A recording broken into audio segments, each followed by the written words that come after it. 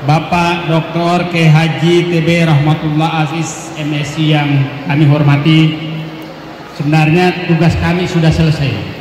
Tadi sudah disampaikan oleh Pak Kiai semua, tapi coba kita membahas yang lain. Dr. Baktiar Hamzah yang kami hormati, tokoh-tokoh parpol, baik pendukung atau yang mendukung atau memenangkan partai dan memilih Anies, kami hormati semuanya. Mayor Jenderal Sunarko dan Raden Kopassus yang kami hormati, tokoh-tokoh masyarakat, ulama, para santri yang sedang kami perjuangkan nasibnya ke depan.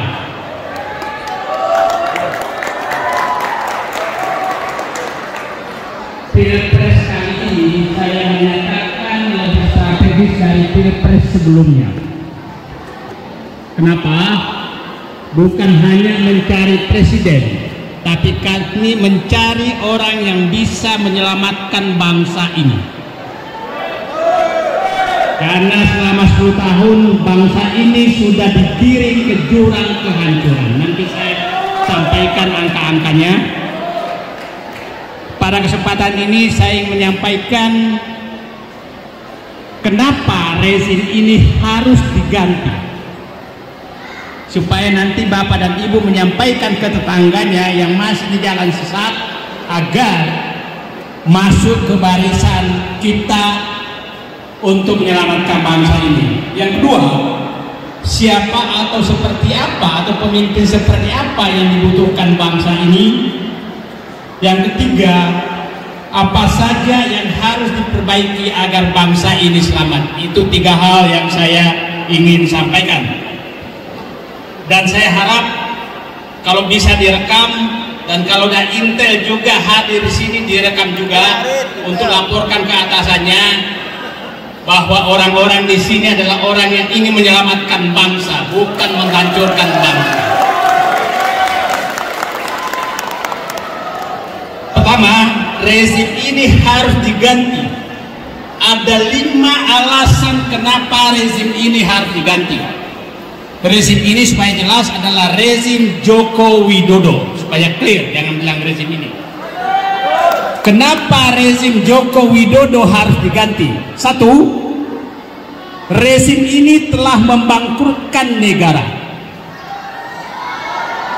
Kedua, rezim ini telah membuat penderitaan rakyat.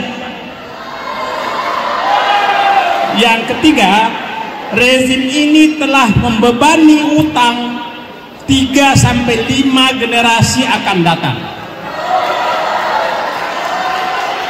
Keempat, rezim ini telah mematikan masa depan anak-anak muda. Karena hanya anak orang dalam yang bisa maju. Yang kelima, rezim ini telah menjual negara. Itu 5 alasan kenapa rezim Joko Widodo harus diganti. Saya kasih angka membangkrutkan negara. Saya memakai angkanya mereka. APBN 2024 dirancang itu akan menghabiskan uang sekitar 3.300 triliun. Joko Widodo itu dari pemerintah saja. Kalau dimasukkan utang BUMN, maka utang per kapita orang Indonesia 60 juta rupiah. Kalau dimasukkan utang yang tersembunyi itu maksudnya utang ke BUMN, utang ke Cina, utang kemana yang tidak dicatat, maka utang per kapita orang Indonesia 75 juta rupiah per kapita. Artinya Presiden Jokowi 10 tahun pemerintah sudah menaikkan utang per kapita rakyat Indonesia 5-7 kali lipat. Oke? Dari mana utang itu? Data menunjukkan utang pemerintah sekarang 8.000 triliun. Perkiraan saya 2024 akan menjadi 9.000 triliun. Kalau ditambah utang BUMN kira-kira menjadi 17.000 triliun. Ditambah utang yang tersebut menjadi 21.000 sampai 22.000 triliun. Apakah mau dilanjutkan? Kira-kira kalau calon yang didukung oleh beliau jadi, maka utang ini akan melonjak lagi karena memang bapaknya aja seperti itu, apalagi anaknya. Oke. Sekarang proyek-proyek andalan yang selalu dibanggakan oleh Presiden Jokowi. Satu adalah infrastruktur seperti jalan tol, bandara, LRT, kereta api cepat. Itu semua hanya menghasilkan utang dan utang. Oke. Bandara itu banyak sekali nggak layak. Jalan tol itu jalan untuk memeras dompet rakyat.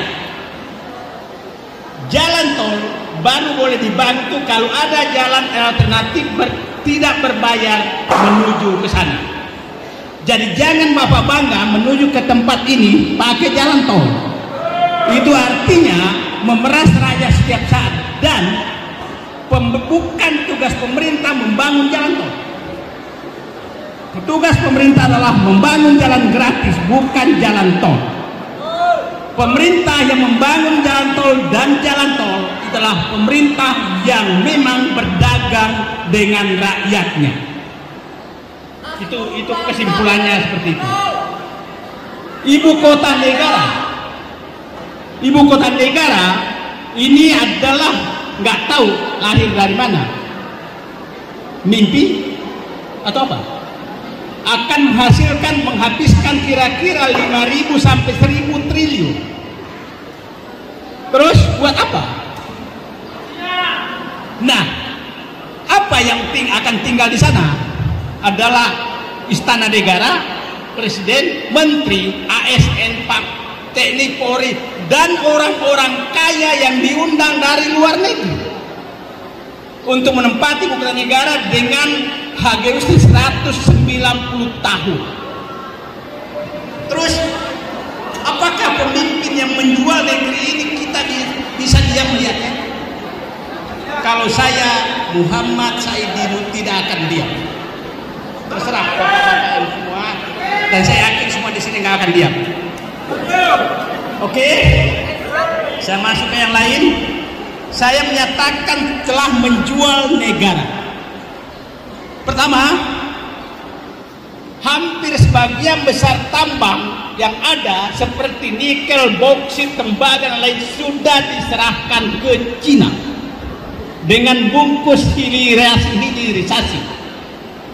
Alasan hilirisasi, tapi 90% sekarang tambang itu sudah dimiliki oleh Cina. Dan anehnya, lebih dari 90% itu semua ke Cina. Tidak ada yang tinggal di Indonesia. Di Indonesia hanya sekitar tidak sampai 10%. Bapak dan Ibu tahu, pemerintahan dan negara yang sehat adalah bahwa 60% hasil tambang itu harus masuk ke negara. Itu kenapa hanya 10% dan kenapa dikasih Cina semua? Apakah kita harus diam melihat ini? Oke. Proyek strategis nasional banyak sekali dibuat proyek strategis nasional untuk diserahkan ke asing. Saya minggu lalu datang ke Rempang yang hampir diserahkan oleh rezim ini kepada Cina. Untung ibu-ibu semua di sana melawan, dan saya datangi mereka. Kalau proyek strategis nasional ini dilanjutkan dan Rempang kemarin selamat, maka kita yang sedang duduk di sini bisa saja Presiden menyatakan ini jadikan proyek strategis nasional, maka pesantren ini digusur. Itu yang harus kita lawan. Karena proyek strategis nasional ini adalah menghilangkan semua aturan dan semua aparat boleh mengusir rakyat. Pemerintahan otoriter seperti apa yang terjadi di negeri ini, dan kita diam semua. Oke? Nah, kita harus lawan hal-hal seperti ini. Yang kedua adalah penjualan BUMN, banyak sekali BUMN yang sudah dijual dan bangkrut gara-gara diberikan penugasan yang merugikan seperti jalan tol, bandara, dan lain-lain. Terakhir,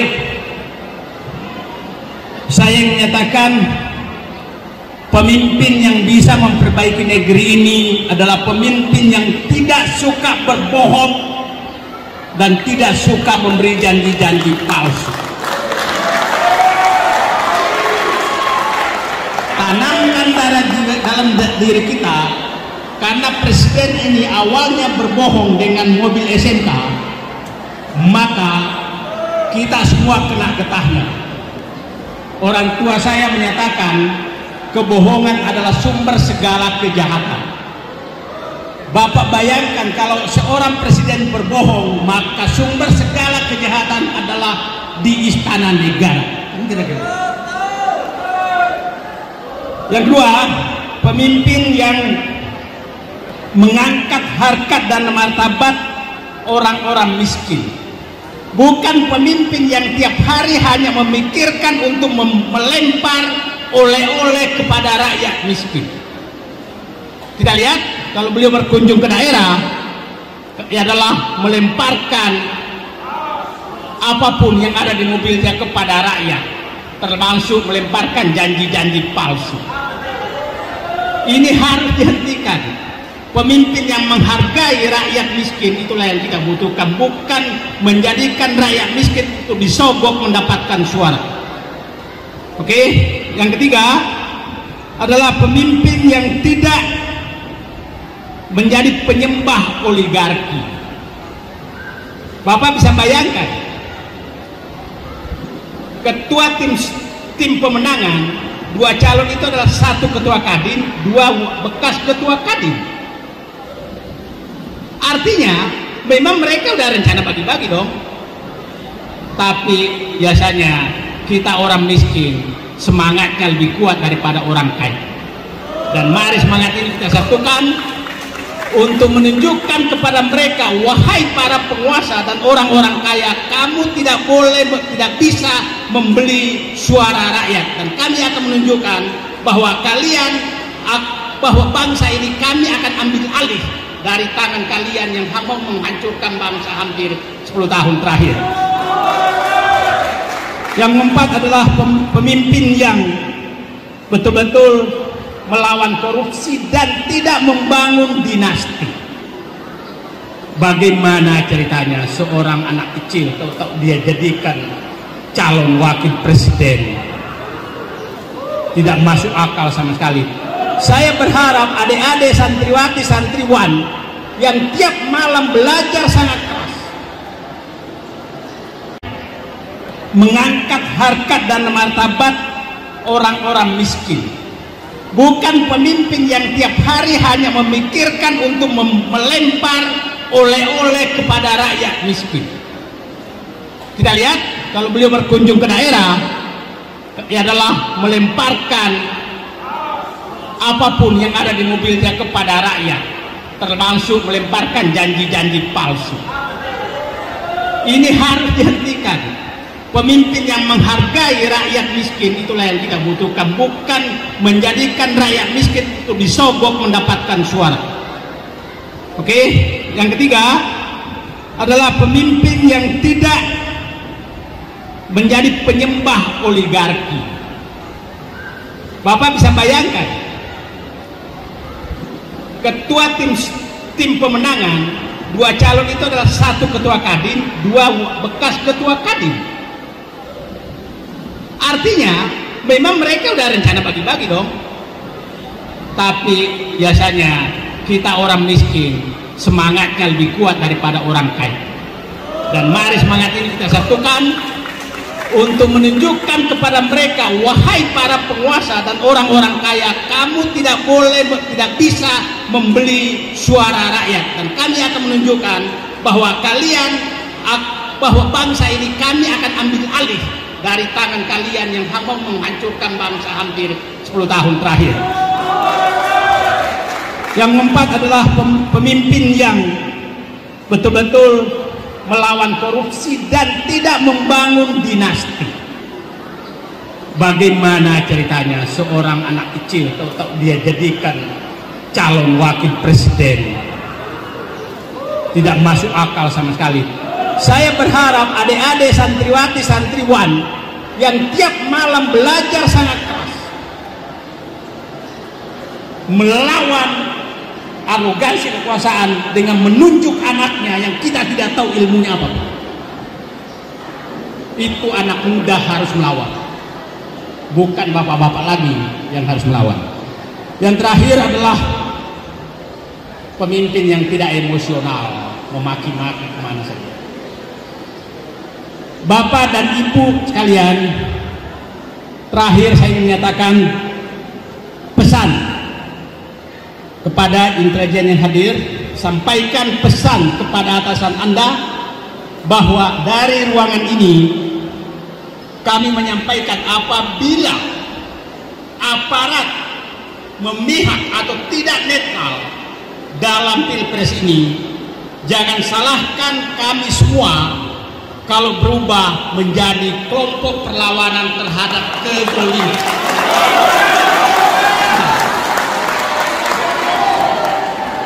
Jangan salahkan kami kalau muncul semangat sekarang, kalau aparat tetap memihak, mulai dari aparat keamanan, pertahanan, aparat pemerintah, petugas pemilu, maka jangan salahkan apabila rakyat merasa bahwa kami pasukan Nabi Musa menghadapi pasukan Fir'aun. Jadi nanti kalau mendekati tanggal 13 dan aparat masih memihak, maka kita semua membuat tongkat sebagai simbol perlawanan pasukan Nabi Musa melawan Fir'aun. Terima kasih. Mohon maaf saya berapi-api karena di depan orang-orang yang saya yakin semangatnya sama. Itulah saya katakan tadi 5 hal kenapa air racing harus diganti. Terima kasih. Wabillahi taufiq wal hidayah. Wassalamualaikum warahmatullahi wabarakatuh.